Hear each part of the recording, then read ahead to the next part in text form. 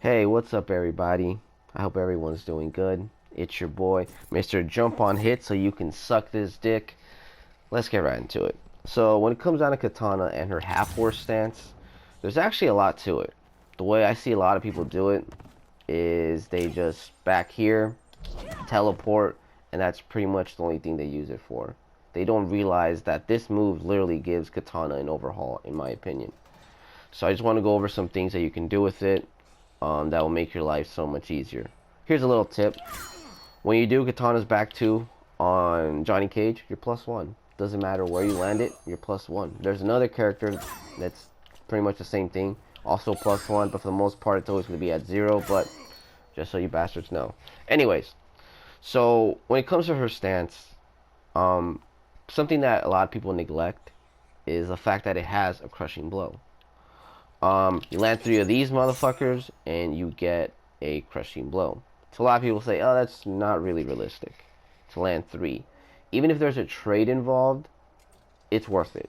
I definitely think it's worth getting that crushing blow. It gives your opponent something to be scared of. So here's the thing about that crushing blow. You know, here's a mind game that a lot of people fail to realize that Kitana has. Every time Kitana knocks you down, right, or she'll grab you, or even a short hop, or even something like this, there is a straight up mind game to it. You know, you could either backdash, right, and then throw this bad boy. If your opponent jumps at you, they'll get clipped, or there's a good chance they could actually get clipped. It's not always going to happen, obviously, right? Or when you backdash, you like her jump, it's impossible to anti-air. It is fucking impossible to anti-air. It's really, really difficult. You need someone like Cassie or Frost to like anti-air Kitana, because it's just not going to happen. So every time you knock your opponent down, they pretty much have to guess between, am I going to throw fans at you? Am I going to throw this shit at you, which is pretty much going to stop you from jumping? You just got to know your hit advantage with certain moves, right? Like, one thing I'll do that, make my opponent jump at me, or, you know, make it like, just boom, get the fuck away from me, right?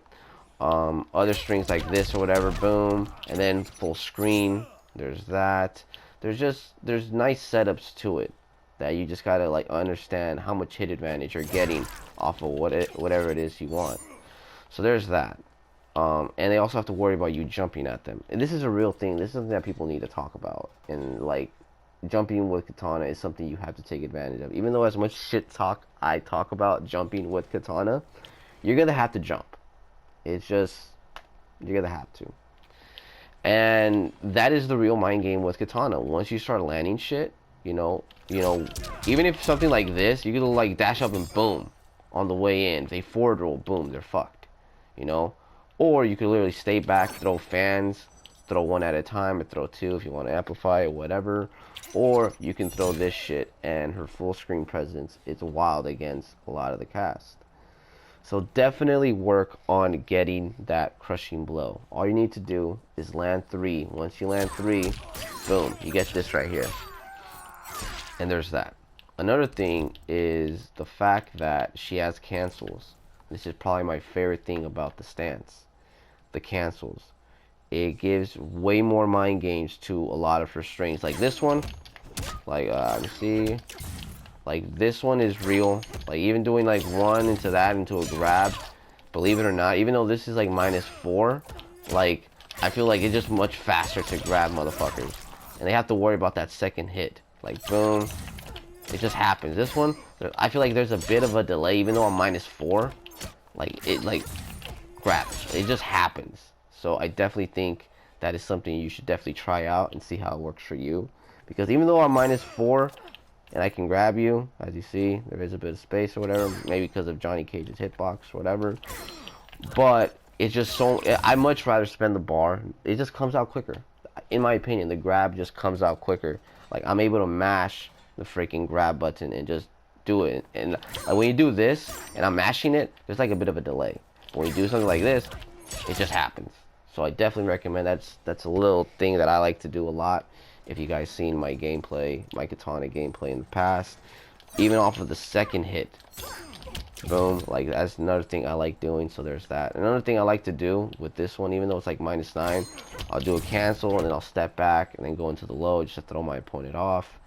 So there's that. There's little things that you can do. Or another little thing I like to do is boom, boom, boom, boom.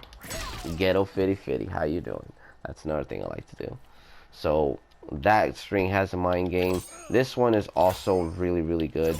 For the simple fact that this is a good stagger, step back, do that, and then that is another thing. Like, you go from being -4 to -3 to a lot of people may not seem huge, but let me see if I can even do it. It just, so there's something about the stance that it's just so much easier to grab your opponent after it.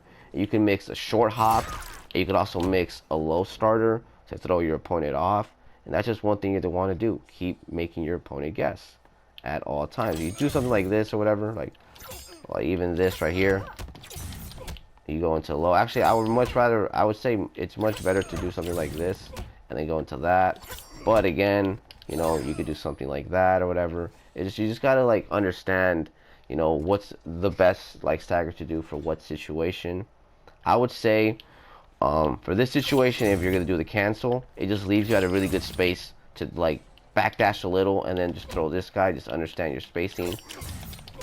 Just like that. That was perfectly. And get the low or whatever. Not only that, you could do this. Boom. You could short hop it and make your opponent guess. Or again, grab. Or again, and then more pressure. So there's options. There's lots of options with, you know, Kitana's cancel pressure. And I definitely think that's something that people need to stop neglecting, because Kitana, in my opinion, has a really good strike throw game. And you're going to want to grab a lot with Kitana. You are. For the simple fact, it just leaves her at such a good range to just jump. Like, look, it's at the perfect range for her to jump. And again, as much as I hate to, like, Kitana jumping in this game, it is something you're going to have to take advantage of. Definitely. If you're not jumping with Kitana, you have my respect, but yet you're fucking yourself in the long run. So, there's that. Next is the teleport.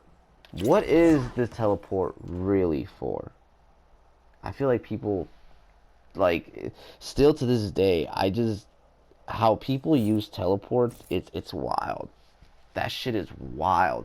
How people still, 2 years in, people are still just throwing random ass teleports. It's weird. It is very, very weird. But that being said, honestly, if I'm gonna throw a teleport, maybe once or twice, do it randomly, never know. But it's honestly, if my opponent throws a projectile, it is definitely worth it, in my opinion. You hit your opponent, you have the hit advantage of 8.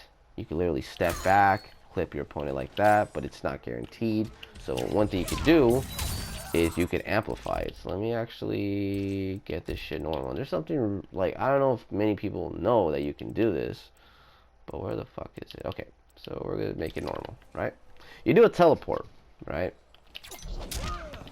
And let me see if I can do it. Oh my, fucked up.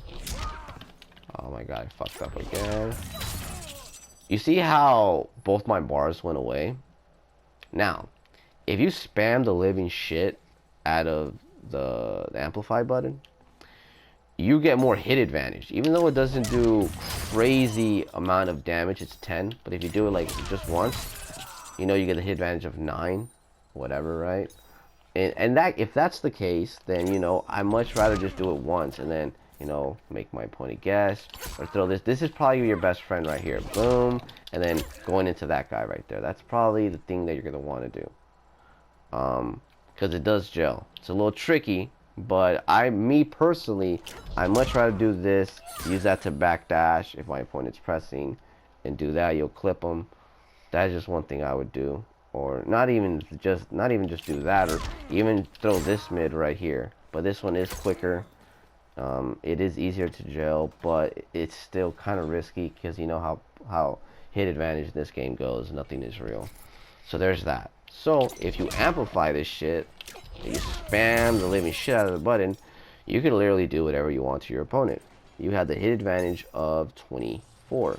You could do whatever the fuck it is you want to your opponent. You could walk up, grab them. You could stagger them. whatever you want to do, you can do to your opponent. If you want to cash out and do that, think about it. You're cashing out 2 bars, and if you grab your opponent, right, you hit him with 10, you grab him, that's 13, 23% for 2 bars. And none of that's guaranteed. There's a good chance you can get uppercutted. I know that shit happens to me. It's just up to you how you want to open your opponent up in that situation, honestly. Not only that, but if you have, since you have her stance, you could use it to, to really like get your pressure going. If you want to cash out for, what is it, 2 bars, you can get your cancel pressure going and then like really fuck with your opponent and just pressure them. But it's expensive. But again, you know how meter is. You don't really have to work for it. It comes back on itself. So there's that. Not only that, another thing you could do is use that to backdash and start throwing this out and just wait till your meter comes back and just zone and bone.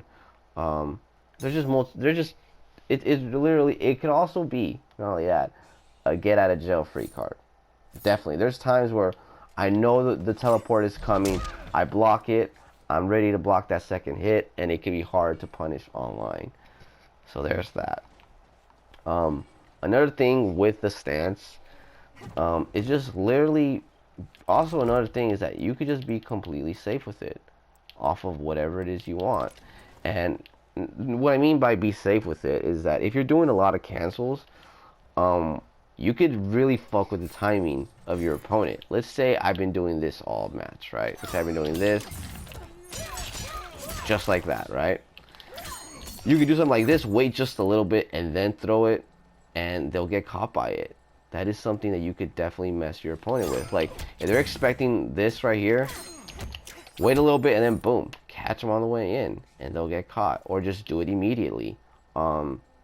I would say do the not teleport cancels, the stance cancels first, and then start, finishing the string. Just when your opponent starts pressing, they'll get caught by it. It may not seem like a lot. This move may not seem like a lot. Let me put that right here. Boom, creates space, and there's a mind game there. Like, there's really good hit advantage off of that shit. So when you land something like this, you can literally dash up, go in. You can literally do this, boom, step back, and then start zoning. Or you can literally do this, boom, boom, get that bad boy going. Or you can literally do this, and then just straight up jump at your opponent. Or let's just, like, the fact that, Kitana's mix-up is either jump or zone. That's her mix-ups. That's where Kitana gets her mix-up. It's literally jump or zone. But at the same time, Kitana has really good straggers and really good strike throw, especially with her stance. She has a really, really good staggers, in my opinion. Like, this one is really good. -4, boom, boom, whatever. And then you can also do something like grab or whatever. So there's that. Off of this string, people are gonna get ready for the low or whatever, and you can do some boom, boom, boom, and then it might fall, boom, boom, and then you can, god damn it, boom, boom, and you can do a short hop, or you could just do 1-2, and then do a short hop. I feel like it's just much quicker.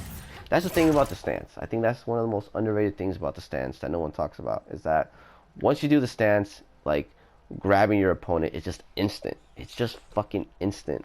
Like, you compare this, like, doing this, I'm spamming the grab button, right? Like, let's compare it. Boom, right? And then you do something like this.